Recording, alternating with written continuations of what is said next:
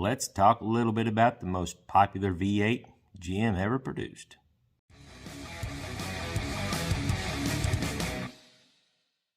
Hi, welcome to Squarebody Stuff. This is another Motor Monday. And if you haven't guessed it, I'll just go ahead and let you know. We're going to be talking about the small block Chevy. That's 5.7 liters and 350 cubic inches. But before we get into talking about this little engine, I want to ask you if you like what you see here. Hit that subscribe button down below. Give us a thumbs up. Share this with a friend. Ring that notification bell, and that'll give you notifications when I put out new videos. Check out my Teespring store. That's the next thing on the list. You can go see my merchandise. This is just a little sample of what I've got. I've got quite a bit of other stuff. I am actually working on some more designs like this, the outlines.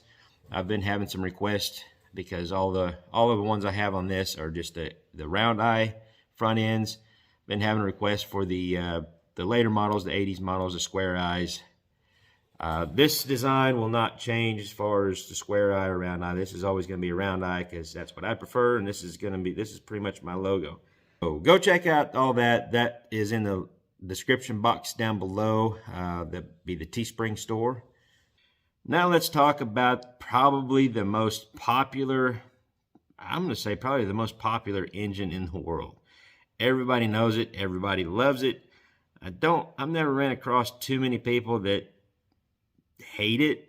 Maybe some people don't like them for some reason, but we're going to talk about the old 350 Chevy. A little bit of history behind the 350 Chevy. It was first introduced in 1967 in the Camaro SS as an L48 300 horsepower.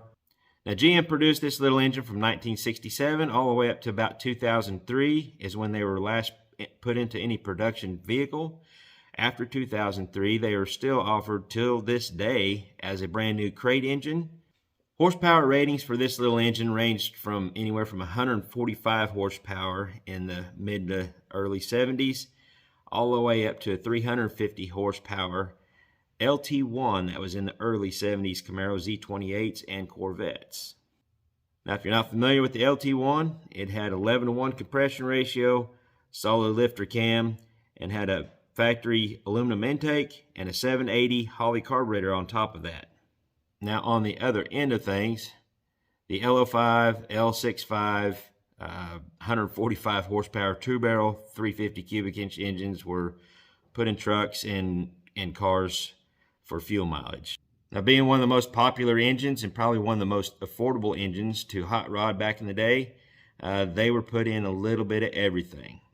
The 350 first came out to be a replacement for the 327. The 350 shared the same block casting number as the Medium Journal 302 and the Medium Journal 327. That's why if you look up some of the early casting numbers, they will refer back to it could be a possible 302 or 327. You have to look up the crankshaft casting number to know for sure which one it is. Now all three of those shared the same 4-inch bore size. The difference being the 302 had the 3-inch stroke crank. The 327 had the 3.25-inch stroke crank. Now for the 350, GM came out with a longer stroke crankshaft to put into these blocks, and the stroke on it was a 3.48-inch.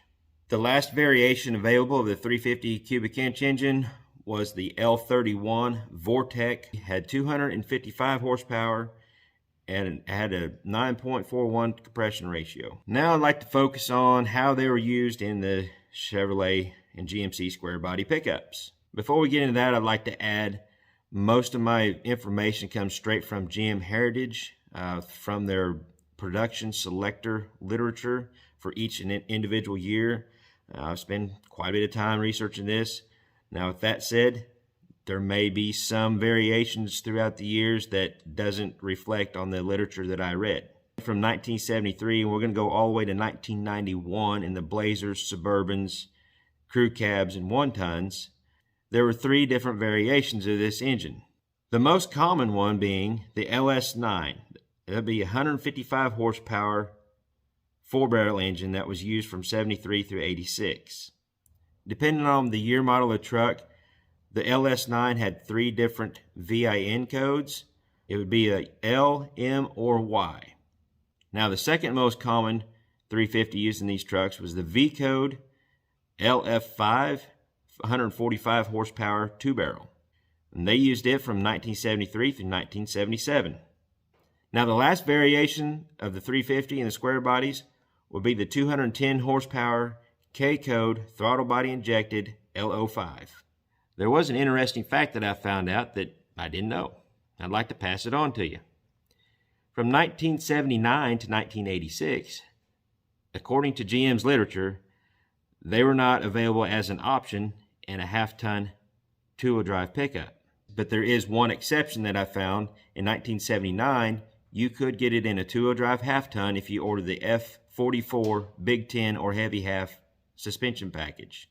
That option gave the half-ton two-wheel drive pickups a GVW of over 6,000 pounds.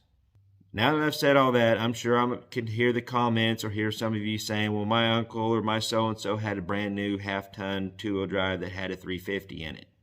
And that may very well be the case, because if you had the right dealership that knew the right connections, you could pretty much order anything you wanted to if you knew the right channels to go through. But the information I'm giving you is straight from GM literature, and that's all I can go off of.